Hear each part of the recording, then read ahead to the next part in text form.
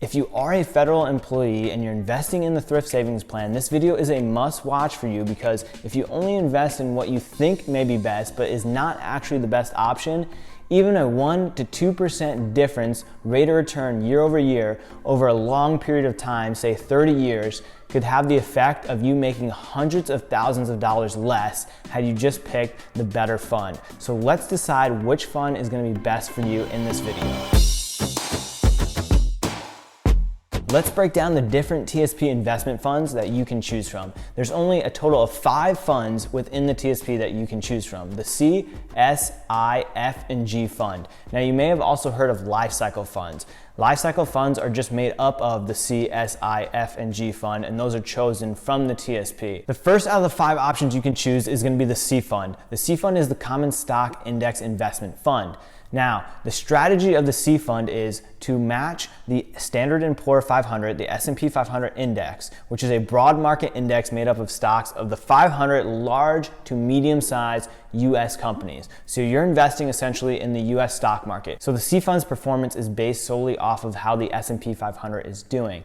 Now, if the S&P 500 is doing well, the C fund should be right there with it. If the S&P 500 drops a little bit, the C fund is going to drop as well. They're judging the performance of the C fund up against the S&P 500. Their goal isn't to make you necessarily the most amount of money possible. The goal of the C fund is to match the exact returns of the S&P 500. For example, the top 10 holdings within the C fund right now: Apple is number 1, Microsoft, Amazon, Facebook, Tesla, Google, Berkshire Hathaway, Johnson & Johnson, JP Morgan, and Chase. These are all big companies that you have heard of. So you're essentially investing in the US economy when you invest within the C fund. Now let's look at the most important thing, the rates of returns. Over the last 10 years, the C fund has averaged 16.18% year over year average rate of return for the last 10 years. Now, this is really good considering the benchmark for the last 10 years has been anything over 12% is typically a decent investment. Now, who should be invested within the C fund? Well, if I was a person that wanted to invest in the C fund, I would be someone who would want to invest aggressively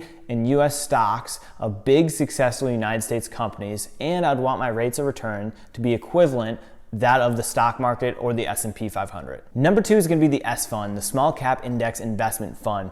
The investment objective of the S fund is to match the performance of the Dow Jones, which is a broad market index made up of stocks of small to medium US companies not included in the S&P 500.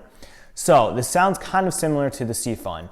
It is in a way that the C and the S fund are invested within US stocks of generally well-known companies. The S&P 500 is going to be mid to large size companies. The Dow Jones is going to be small to mid-sized companies. So they judge the performance of the S fund and the success of the S fund based on how closely it's performing to the Dow Jones fund. So if the Dow Jones has a good year, the S fund will have a really good year. If the Dow Jones has a bad year, the S fund will have an off year as well. Now, here's the top 10 holdings within the S fund. Some of the companies you may have heard of, some of them you may not have heard of. We have Square, Uber, Zoom, Snapchat, Workday, DocuSign, Lululemon. Reputable companies, successful companies. They just don't have the large cap size as a company like Apple, Google, or Facebook that you'd find within the S&P 500. Now let's look at the rates of return for the S fund. Over the last 10 years, it has averaged 14.98%.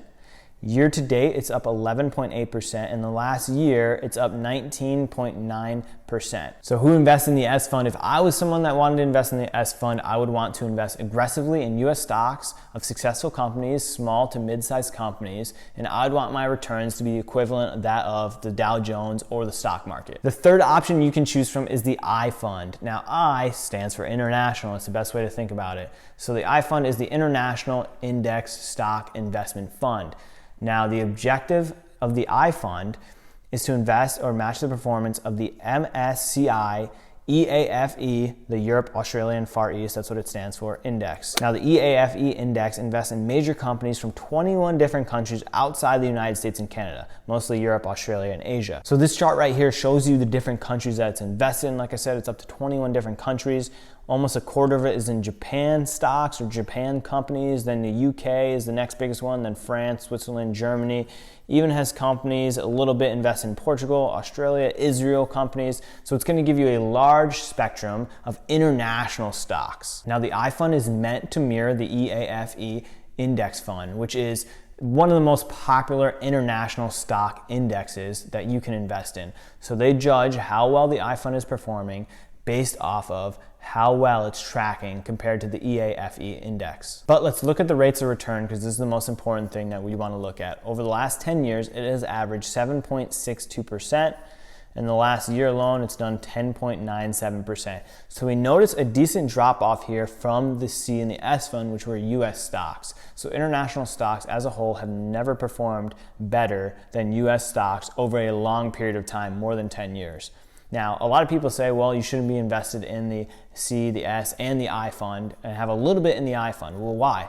Why would I invest in the I fund? If it is never, over a period of time, extended period of time, done better than the C and the S fund, why do I need to diversify within the I fund? Well, there may be a bad year in the US stock market and the international index does better. Yes, there absolutely is going to be.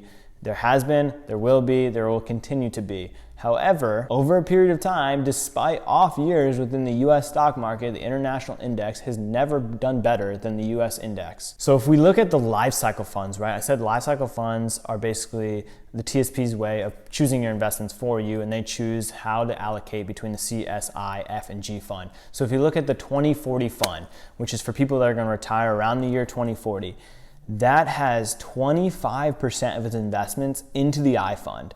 It actually has more, 2.5 times more invested in the I fund than the S fund. It only has 10% invested in the S fund. After we've just gone over the rates of returns for the S fund, is at least half times, 50% better, almost double some years that the S fund performs better than the F fund. But people are so convinced that they need to diversify. It's the only safe way to do it, even though we look at the lifetime performance of the fund, the 10-year performance, the 5-year performance, any 10-year performance over the last 50 years, the I fund has never made out to beat the S and the C fund. But hey, if you really feel a burning desire to invest in it, I would suggest nothing more than 10% into the I fund. So if I was someone that wanted to invest in the I fund, I would be someone that wanted to invest in international stocks, maybe didn't believe in the US companies or the US stocks, or just wants a little bit of diversification. The fourth option is going to be the F fund. The F fund is the fixed income investment fund. Now, the investment objective of the F fund is to match the performance of the Bloomberg Barclays US Ag Bond Index, which is a broad index representing the US bond market. So this is going to be one of the most popular ways that we judge the US bond market. So just like the S&P 500 is the most popular way to judge the US stock market, well, the Bloomberg Barclays US Ag Bond Index is going to be the most popular way to judge the US bond market. So essentially, you're investing in US bonds when you invest within the F fund. So the C, S, I fund were all stocks. Now the F and the G fund are going to be bond investments. So similar to the other investments, this is meant to mirror the US Ag Bond Index fund. It's judged off of that. So I'm going to pull up the rates of return here with the F fund, the C, and the S, comparing it side by side. So year to date, the F fund is actually, you've lost money if you've invested in the F fund, minus 1%, compared to 23% within the C fund and 11%, almost 12% within the S fund. Now let's look at the 10 years. So over the last 10 years, the F fund has done just over 3% average yearly rate of return. C fund has done 16 and almost 15% for the S fund. When we look at the F fund compared to the C and the S fund, it has done about 5 times worse than the C and the S fund.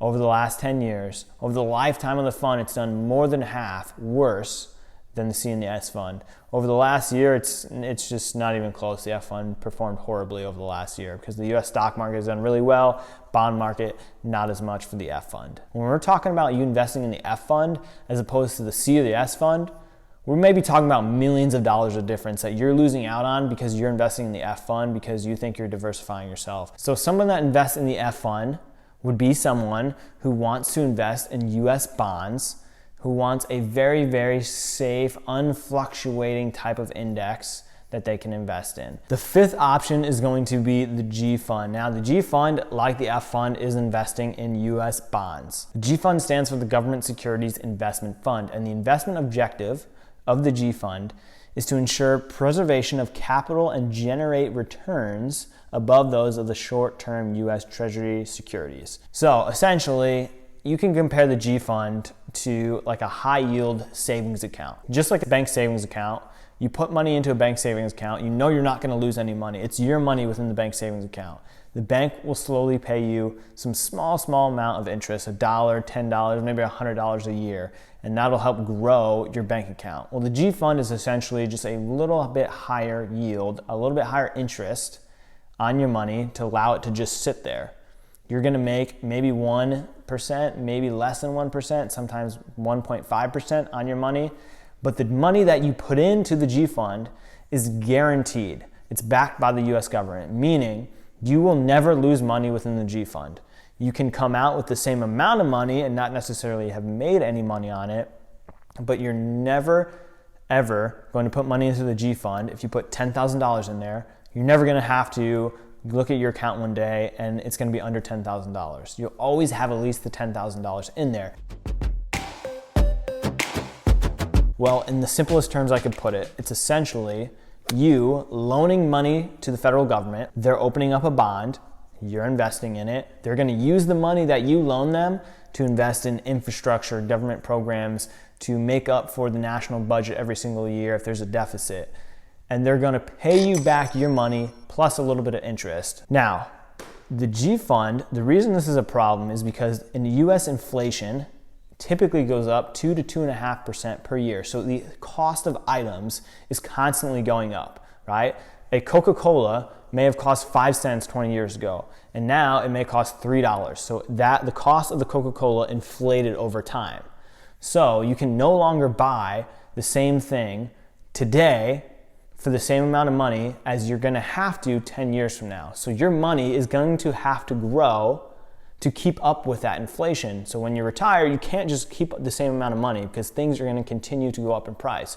Your money is going to need to make some money at least to keep up with inflation. The G fund does not do that. So the G fund in the last year has done 1.33%, over the last 10 years, 1.94%. So it has not kept up with inflation within the G fund. So even though maybe you invested $10,000 and you still have $10,000 in there, it doesn't have the buying power as $10,000 you put in 10 years ago. So you are, in a sense, actually losing money when you invest in the G fund because you're losing money to inflation. If we look at how much money is in each fund, the G fund has a total of $267 billion invested in it. It has more money invested in the G fund than any other fund within the TSP. That's honestly disappointing because that $267 billion last year made 1.3%. when it could have made almost 20% in the C fund. So this is why you need to watch this video and get into your TSP and pick the funds. Now let's look at the actual Lifecycle Funds. Like I said before, they're slowly changing out of your control to invest more conservatively as you get closer to retirement. So it's going to increase the amount that it's invested in the F and the G fund. So if we look at the L2025 fund, so people that are about to retire. Now these people might have chosen this investment 50 years ago, and now it's slowly morphed into this. Almost half of their investment is in the G fund. So they have $1 million portfolio, they're getting ready to retire. They have $500,000 invested in the G fund. They have less than 5% invested in the S fund. They have less invested in the C fund than they do the G fund, even though the C fund has done about 20 times better than the G fund. And that's what they're expecting to live off of for the rest of their life. Now, if you want a more in-depth look at the overall how to master your TSP, the rules and the regulations, how it functions, more than just the investment options, go ahead, check out this video, which I'll link up here and in the description down below, all about how to master your own TSP. If you're not sure whether to pick a Roth or traditional TSP, they're different. Roth means you pay taxes now, you don't pay taxes later. Traditional means you defer paying taxes now and you pay taxes later. I have another video breaking down the comparison of the Roth TSP and the traditional TSP. I will link that down below. You can check that out next. And lastly, if you don't know what to do with your TSP when you separate, you left the military, you retired from federal employment, you have a couple different options you can choose from. Check out this video right here. I'll also link that down below, breaking down what to do with your TSP when you leave federal service. Thanks for watching, guys. I will see you in the next video.